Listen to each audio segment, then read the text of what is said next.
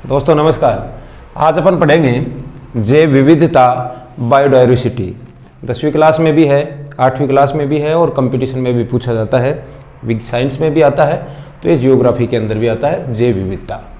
सबसे पहले अपन देखेंगे जैव विविधता होती क्या है। देखो पहले इसकी देखते हैं अपन परिभाषा कैसे अपन निकालेंगे जैव विविधता। देखो दो शब्द है इसमें, एक है जैव का मतलब सजीव, चाहिए वो जीव जंतु हैं या फिर पेड़ पौधे हैं, सजीव। विविधता किसी भी क्षेत्र में, मान लीजिए ये एक क्षेत्र है, इसमें पेड़ पौधे और जीव जंतुओं की अलग अलग प्रकार की वैरायटी है, उन वैरायटी को ही क्या कहा जाता है, जैव विविधता कहा जाता है। यानी किसी निश्चित क्षेत्र में, यानी निश्चित क्षेत्र एक देश भी हो सकता है, एक स्टेट भी हो सकता है, एक निश्चित क्षेत्र एक गांव भी हो सकता है, एक खेत भी हो सकता है, एक बगीचा भी हो सकता है, एक छोटी सी क्यारी भी हो सकती है। उस क्षेत्र में कितने पेड़ पौधे हैं, कितने जीव जंतु हैं, यानी कि सजीव में दोनों ही आते हैं, तो उस क्षेत्र में पाए जाने वाले पेड़ पौधे और जीव जंतुओं की जो कुल संख्या होती है उसे ही कहा जाता है उस क्षेत्र की जैव विविधता। तो ये तो हुई बात परिभाषा। जैव विविधता किसे कहते हैं, किसी भी निश्चित क्षेत्र में पाए जाने वाले पेड़ पौधे और जीव जंतुओं की संख्या को जैव विविधता कहा जाता है। अब अपन बात करते हैं जैव विविधता के लिए क्या क्या शर्त होना अनिवार्य है, शर्त क्या चाहिए। तो देखो जैव विविधता के लिए दो शर्तें अनिवार्य होती है। एक तो वर्षा का होना, यानी वर्षा चाहिए, पानी चाहिए, और दूसरा टेम्परेचर यानी तापमान। ये दो चीज़ें ज़रूरी हैं। जहाँ ज़्यादा वर्षा होगी और ज़्यादा तापमान रहेगा वहाँ पर जैव विविधता अधिक होगी, और जहाँ पर वर्षा कम होगी, सीधी सी बात है, टेम्परेचर कम रहेगा, वहाँ पर जैव विविधता भी कम रहेगी। एग्जाम्पल देते हैं, जैसे ये अपना ग्लोब है, अपनी पृथ्वी है, ये इस पृथ्वी के बीचों बीच जाने वाली भूमध्य रेखा या अपन यूँ कहे विषुवत रेखा। अपने को पता है कि विषुवत रेखा के ऊपर की तरफ 23.5 डिग्री कौन सी है, कर्क रेखा है, और ये कौन सी है 23.5 नीचे कौन सी है, मकर रेखा है। ये 0 है, ये 23.5 डिग्री उत्तरी अक्षांश में है, और ये 23.5 डिग्री दक्षिणी अक्षांश में। अपन यूँ भी कह दें कि 0 से 23 से लगाकर अपन 30 तक भी जा सकते हैं, यहाँ भी 30 तक जा सकते हैं। तो ये जो क्षेत्र है, अपने को पता है कि भूमध्य रेखा या विषुवत रेखा जो होती है उसके ऊपर तापमान होता है सबसे ज़्यादा, तापमान सबसे ज़्यादा होता है। जैसे जैसे विषुवत रेखा से अपन ऊपर की तरफ जाते हैं, यानी अपन पोल की तरफ जा रहे हैं, ध्रुवों की तरफ जा रहे हैं, और जब अपन ऊपर की तरफ जाते हैं, ध्रुवों की तरफ जाते हैं, वैसे वैसे तापमान कम होता चला जाता है। इसका मतलब ये जो भूमध्य रेखा वाला ये जो क्षेत्र आपको दिख रहा है, इस क्षेत्र में सबसे ज़्यादा टेम्परेचर है, सबसे ज़्यादा इस क्षेत्र में तापमान है, इस क्षेत्र में। और इस क्षेत्र में तापमान अधिक होने के कारण यहाँ पर वर्षा भी अधिक होती है, और जब वर्षा अधिक होगी, अतः इस क्षेत्र में विषुवत रेखा के आसपास का जो क्षेत्र है, यहाँ पर जैव विविधता की अधिकता होगी, सघनता होगी। अब अपन बात करते हैं, ऊपर उत्तरी ध्रुव है, नीचे दक्षिणी ध्रुव है। परीक्षा में सवाल आता है कि विषुवत रेखा से ध्रुवों की तरफ जाने पर जैव विविधता में क्या परिवर्तन आता है, जैव विविधता बढ़ती है या जैव विविधता घटती है। तो अपन देखेंगे, क्योंकि जैसे जैसे अपन यहाँ से ऊपर की तरफ जा रहे हैं, ध्रुवों की तरफ जाएंगे, वैसे वैसे टेम्परेचर कम होता जाएगा, तापमान कम होता जाएगा। ध्रुव पर बर्फ गिरती है, और जैसे जैसे अपन ऊपर की तरफ जाएंगे, वैसे वैसे तापमान कम होने के कारण जैव विविधता का मान भी कम होता चला जाएगा, और वर्षा भी कम होती चली जाएगी। ये ऐसा ही इधर भी होगा। तो ये तब कर लिया अपन ने बात विश्व की। विश्व में सबसे ज़्यादा कहाँ पाया जाता है, सबसे ज़्यादा विषुवत रेखा के ऊपर पाया जाता है।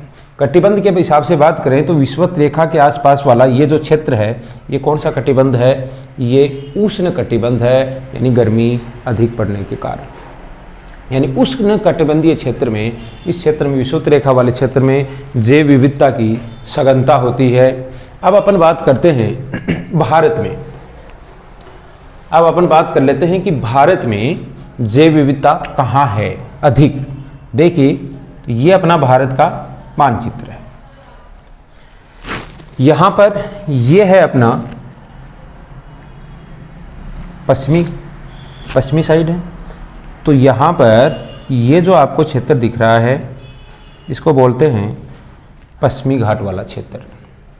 ठीक है, यहाँ पर अधिक तापमान रहता है और तापमान अधिक होने के कारण ये जो इधर से अरब सागर का जो मानसून आता है वो अरब सागर वाला मानसून यहाँ पर पहुँचता है, जो अत्यधिक बारिश करता है।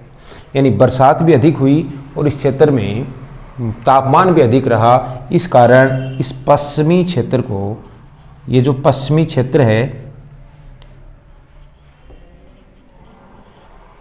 पश्चिमी घाट भी बोलते हैं इसको, यहाँ पर भारत में जैव विविधता अत्यधिक पाई जाती है।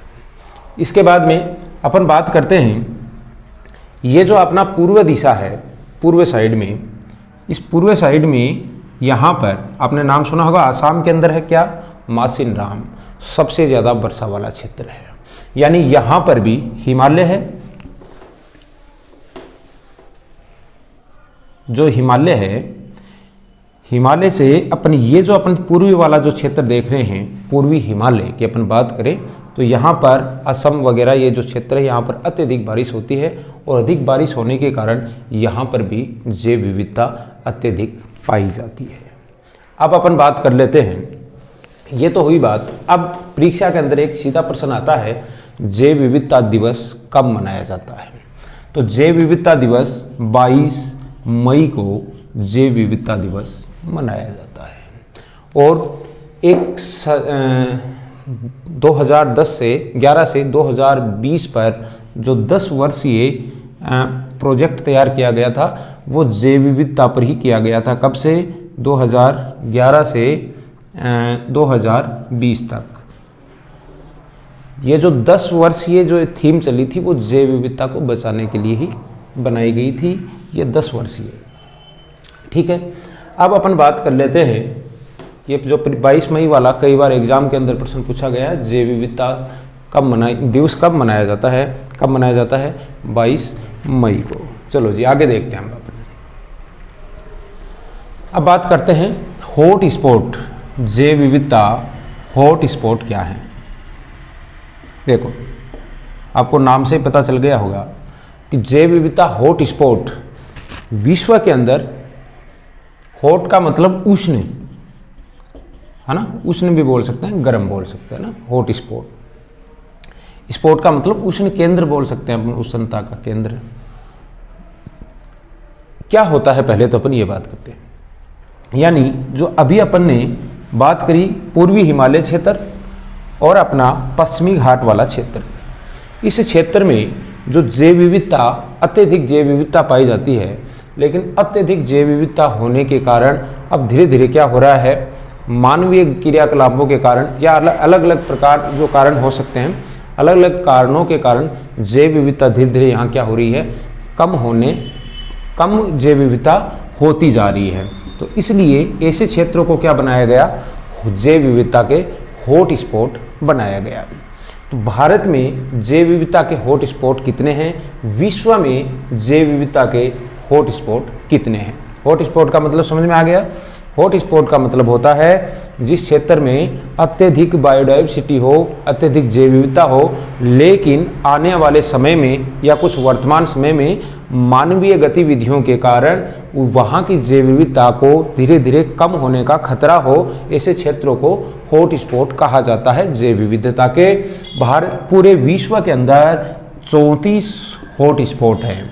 कितने? 34 हॉट स्पॉट हैं। परीक्षा में कई बार प्रश्न आया है और उनमें से भारत के अंदर 34 में से 2 हॉट स्पॉट जो अभी मैंने बताए हैं, पश्चिमी घाट और पूर्वी हिमालय क्षेत्र, ये भारत में 2 हैं जो क्या हैं, हॉट स्पॉट केंद्र है। आगे अपन देखते हैं जैव विविधता अब धीरे धीरे, यानी कि वर्षों पहले इस पूरी पृथ्वी के ऊपर बहुत सारी जैव विविधता थी, अलग अलग प्रकार के जीव थे, जंतु थे, लेकिन धीरे धीरे बहुत सारी प्रजातियां विलुप्त हो चुकी हैं और बहुत सारी जातियां विलुप्ति के कगार पर पहुंच चुकी हैं। तो ऐसे इस प्रकार से जैव विविधता आज के दिन धीरे धीरे कम होती जा रही है। तो अपन बात कर लेते हैं जैव विविधता जो कम हो रही है उसका कारण क्या है। तो जैव विविधता कम होने का कारण है, पहला कारण जैव विविधता है वो जंगलों के अंदर एक पेड़ के ऊपर जैव विविधता ज़्यादा होती है। अपन पेड़ की अपन जैव विविधता, अपने घर में एक बड़ा सा पेड़ है तो उस वृक्ष की अपन जैव विविधता की बात करें तो वृक्ष अपने आप में खुद एक सजीव है। उसके ऊपर पक्षी बैठेंगे, पक्षियों के ऊपर छोटे छोटे कीड़े बैठेंगे, उसके नीचे पेड़ की छाया के अंदर पशु बैठेंगे, कुत्ता बैठेगा, पशुओं के ऊपर भी छोटे छोटे कीड़े और होंगे। उन कीड़ों को खाने के लिए दूसरे प्रकार के जैसे कि कौवा है वगैरह है वो जीव और बैठेंगे। इसका मतलब एक वृक्ष की बात करें तो एक वृक्ष है वो कितने जीवों को पनपाता है। साथ ही इस वृक्ष की छाया में नीचे छोटी छोटी घास और वनस्पतियां भी खड़ी हो जाएंगी। इसलिए एक वृक्ष को काटने से कितनी जैव विविधता की हानि होती है। अपन बात करते हैं यानी कारण की बात कर रहे हैं तो सबसे पहले है जंगलों का साफ होना, जंगलों को काटा जाना, जंगलों का काटना। ये सबसे वनों का, अपन वनों की बात करनी चाहिए। वनों की अत्यधिक जो कटाई हो रही है उस कटाई के कारण जैव विविधता का धीरे धीरे ह्रास होता जा रहा है, धीरे धीरे कम होती जा रही है। बहुत सारे कारण हैं। दूसरा अपन ले सकते हैं जंगलों को क्यों काटा जा रहा है, इसके भी कई कारण हैं।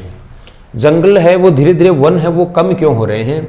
वैसे किताबों में आपको मिल जाएगा, एक तो लकड़ी के लिए जंगलों को काटा जा रहा है, उद्योग फैक्ट्री लगाने के लिए जंगलों को काटा जा रहा है, वनों को काटा जा रहा है। आवागमन के साधन, जैसे मैं आपसे एक बात कहूँ, क्या हमने एक सड़क बनाई, ये एक घना जंगल था, इस जंगल में अपन ने एक सड़क बना दी बीचों बीच, तो क्या जैव विविधता को प्रभावित किया है इस सड़क ने? जी बिल्कुल किया है। क्यों? क्योंकि ये जो जैव विविधता का जो क्षेत्र था ये जंगल, इसका विभाजन कर दिया हमने, दो भागों में बांट दिया। जो जीव यहाँ रहते थे पहले तो आसानी से इस पूरे क्षेत्र में विचरण करते थे। आज भी अपन सुबह बाइक लेकर के, गाड़ी लेकर के निकलते हैं तो जब इस घर में से, ये पूरा घर पहले इनका था और इनके जो प्राकृतिक आवास जो था जंगल जीवों का, इस प्राकृतिक आवास का हमने बंटवारा कर दिया इस सड़क के माध्यम से।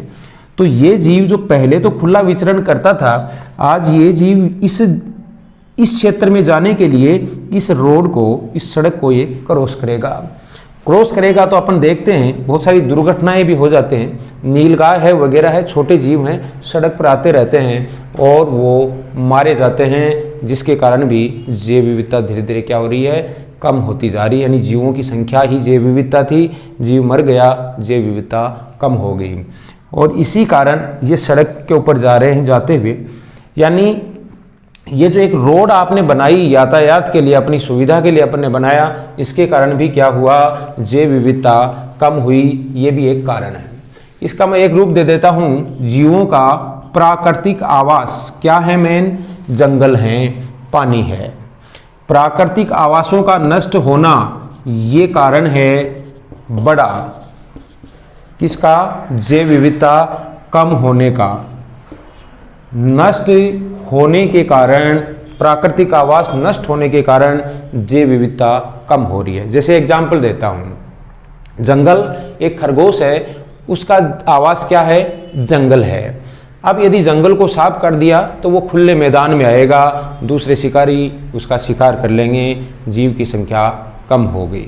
इसी प्रकार से हम देखते हैं कि घरों के अंदर आजकल पर्वतों को, पहाड़ों को काट करके वहाँ पर भी आवास बनाए जा रहे हैं, मानवीय आवास बनाए जा रहे हैं, जबकि वो प्राकृतिक रूप से वो जंगल या फिर वो बात करें अपन, वो पहाड़ जीवों के प्राकृतिक आवास थे और उन प्राकृतिक आवासों को मनुष्य साफ करके अपने कृत्रिम आवास वहाँ बना रहा है, जिसके कारण भी जैव विविधता कम हो रही है। एक एग्जाम्पल मैं दे रहा हूँ, जब बच्चों के साथ में हमने ये जैव विविधता पर कार्य किया तो बच्चों ने कहा, सर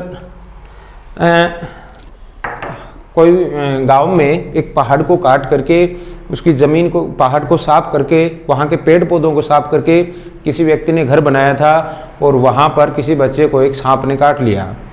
बच्चों के द्वारा बताया गया कि इस क्षेत्र के अंदर सांप घर के अंदर सांप उसके घर में नहीं घुसा है, बच्चे के घर में सांप नहीं आया है, जबकि सांप के घर में हम गए हैं, क्योंकि वो पहाड़ जीवों का था, वो उन जीवों का प्राकृतिक आवास था और उसके कारण सांप अपने आवास के अंदर आया है, जबकि हमने उस पर अपना आधिपत्य जमा लिया है। अतः जो एक सोच अपने को विकसित करनी है जैव विविधता को बचाने के लिए, यानी कि क्या सोच कि जीवों का जो प्राकृतिक आवास है उन आवासों को कम से कम नुकसान पहुंचाया जाए, ये सारी है। एक है विदेशी जो प्रजातियां हैं, उन विदेशी प्रजातियों के आक्रमण के कारण जैव विविधता कम होती जा रही है।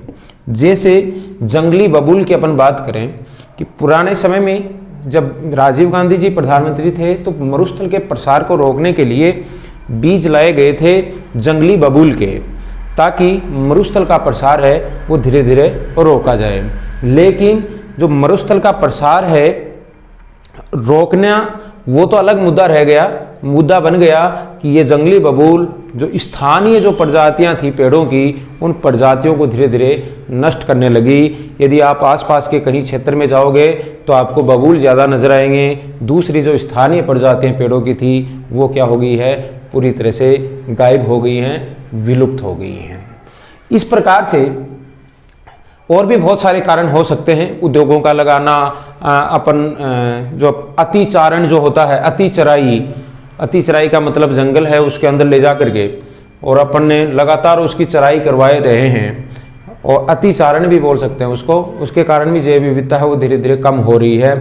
पत्तियां हैं, पेड़ों की पत्तियां को यदि जाकर के पशु हैं वो खा रहे हैं तो उन पत्तियों पर बहुत सारे जीव हैं वो बैठे रहते हैं, छोटे छोटे कीड़े मकोड़े हैं, वो भी अपना भोजन है वो बनाते हैं, प्राप्त करते हैं वहाँ से। तो कहने का मतलब यदि उस पेड़ की पूरी पत्तियों को खा लिया जाए तो वो जो उसके ऊपर जो आश्रित जो जीव थे, छोटे कीड़े मकोड़े थे, वो भी साथ में क्या हो जाएंगे, मर जाएंगे। वो भी एक जैव विविधता का घटने का कारण हो गया। अब अपन बात करते हैं, अब पूरे विश्व के अंदर चिंता हुई कि भाई जैव विविधता घट रही है, कम हो रही है, तो इसको कैसे रोका जाए। तो अंतर्राष्ट्रीय एक संस्था है IUCN, इसने अच्छा कदम उठाया। क्या कदम उठाया? IUCN ने एक पुस्तक बनाई और उस पुस्तक का नाम दिया रेड डाटा पुस्तक, लाल आंकड़ा पुस्तक, रेड डाटा बुक।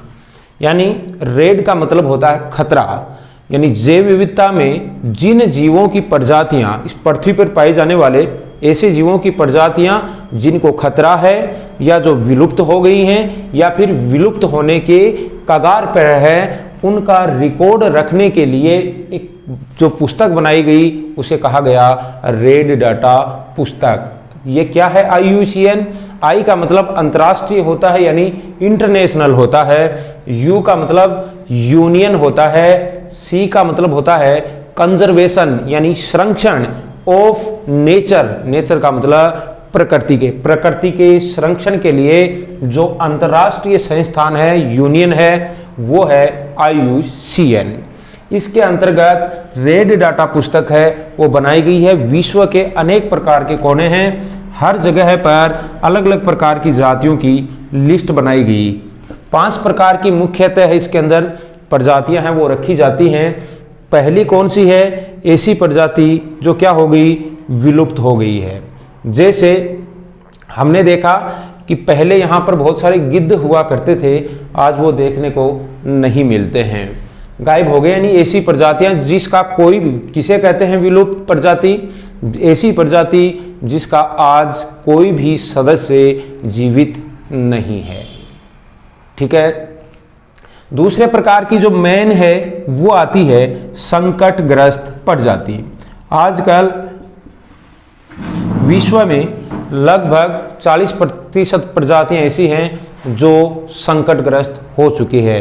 राजस्थान के अंदर पशु पक्षियों से लगा करके ऊंट है, गूगल है जो एक औषधीय पौधा था, ऊंट को भी लिया गया है, साइबेरियन सारस है उसी को भी लिया गया है। यानी संकटग्रस्त प्रजातियां बहुत ज़्यादा हो गई हैं, इसलिए संकटग्रस्त प्रजातियों को भी रखा जाता है। किसके अंदर रखा जाता है?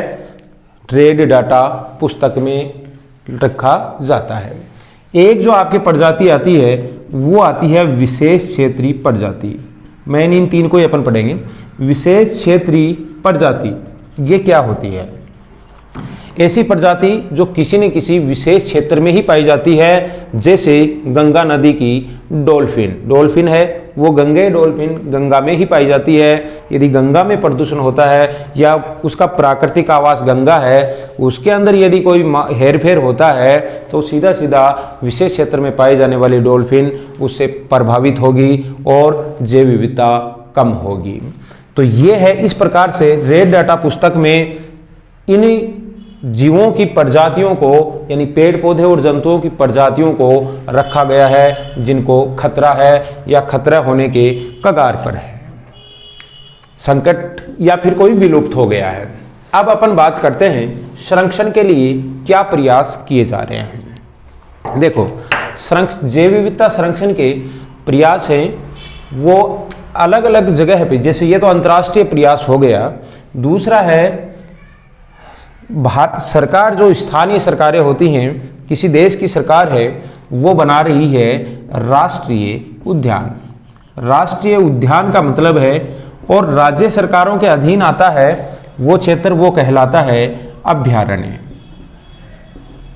अभयारण्य, अब ये क्या होता है कि जिस क्षेत्र के अंदर, ये कोई क्षेत्र है, मान लीजिए 500 बीघा या अपन यूँ करें कि 100 हेक्टेयर के अंदर फैला हुआ ऐसा क्षेत्र जिसके अंदर पेड़ पौधे और जीव जंतु पाए जाते हैं, विचरण करते हैं, और यह सरकारी भूमि है।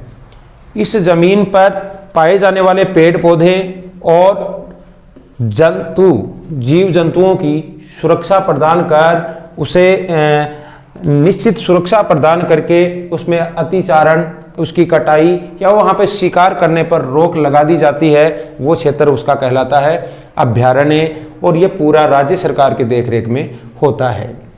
ऐसे ऐसे ही राष्ट्रीय उद्यान है, किसी निश्चित क्षेत्र को बाउंडेड कर दिया जाता है और उसमें पाए जाने वाले जीव जंतुओं की सुरक्षा की जाती है, पेड़ पौधों की सुरक्षा की जाती है, और यदि कोई जीवों को मारता है, शिकार करता है या फिर पेड़ों को काटता है तो उसे सजा का प्रावधान है, उसे सजा दी जाती है।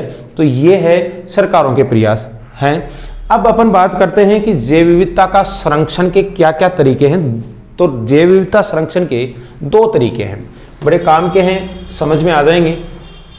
जैव विविधता संरक्षण का पहला तरीका है स्वस्थानीय संरक्षण। नाम से आपको पता चल जाएगा, स्वस्थानीय संरक्षण, और दूसरा होता है बहिस्थानीय संरक्षण। जैव विविधता संरक्षण के 2 तरीके हैं। जैसे स्वस्थानीय का मतलब है कोई भी जीव या कोई भी पेड़ पौधा जिसका जो प्राकृतिक आवास है, जैसे कोई जंगल है, उस जंगल के अंदर कोई पेड़ उगा हुआ है, यदि उसी पेड़ को उसी जंगल में जाकर के उसे सुरक्षा दे दी जाए, या कोई जीव है उसको जंगल में जाकर के सुरक्षा दे दी जाए, तो यानी उसके खुद के आवास में ही जाकर के सुरक्षा प्रदान करना, वो कहलाता है स्व यानी स्वयं का, स्वस्थानीय यानी स्वयं का स्थान, स्वयं के स्थान में ही। और स्वयं का स्थान क्या है? जंगल है। जैसे इसका एग्जाम्पल आ जाएगा अभयारण्य। अभयारण्य का मतलब किसी निश्चित क्षेत्र को बाउंडेड करके उस क्षेत्र में पाए जाने वाले जीव जंतुओं को वहीं का वहीं संरक्षण दे देना, वो कहलाता है स्वस्थानीय संरक्षण। अब यदि यहाँ पर उसे सुरक्षित नहीं है, फिर भी यदि कोई जीव निश्चित क्षेत्र में बाउंडेड कर दिया, जंगली मुर्गा है, खरगोश है, काला हिरण है, कोई भी जीव है, यदि वो इस क्षेत्र में भी सुरक्षित नहीं है, या फिर इसे कोई भी जीव है उसके कुछ ही सदस्य अभी बचे हैं, तो उनको उठा करके यदि किसी कृत्रिम आवास में, प्राकृतिक आवास तो क्या था? जंगल था, उस प्राकृतिक आवास में ही संरक्षण दिया, वो अभयारण्य कहलाया, उसे स्वस्थानीय संरक्षण कहा। लेकिन यदि यहाँ भी वो शेकोर नहीं है तो उसे किसी कृत्रिम आवास में, जैसे कि अपन बोलते हैं चिड़ियाघर या जू, चिड़ियाघर, कृत्रिम आवास में ले जा करके उसे क्या कर दे दी जाए? सुरक्षा दे दी जाए। यानी स्वयं के स्थान के अलावा बाहर किसी दूसरे, बाहर का मतलब बही स्थानीय यानी स्थान पर, दूसरे बाहर किसी स्थान पर उसे सुरक्षा प्रदान की जाए, तो ऐसा संरक्षण बही स्थानीय संरक्षण कहलाता है। जैसे पेड़, जंगल है में के अंदर कोई जीव है, पेड़ है, उसी जंगल के अंदर उसे सुरक्षा दे दी, वो स्वस्थानीय कहलाया। लेकिन ऐसे पेड़ के बीजों को उगा करके, जैसे कि अपन बात करते हैं नर्सरी, पौधशाला, नर्सरी के अंदर, या फिर अपन करते हैं वानस्पतिक उद्यान जो होते हैं, उनमें ले जा करके उन्हें कृत्रिम रूप से सुरक्षा प्रदान की जाए, तो वो कहलाता है बहिस्थानीय संरक्षण। तो ये है जैव विविधता मोटा मोटा। तो जैव विविधता को बचाने का हम सभी को प्रयास करना चाहिए। जल्दी ही अगला वीडियो अपलोड करेंगे, तब तक धन्यवाद।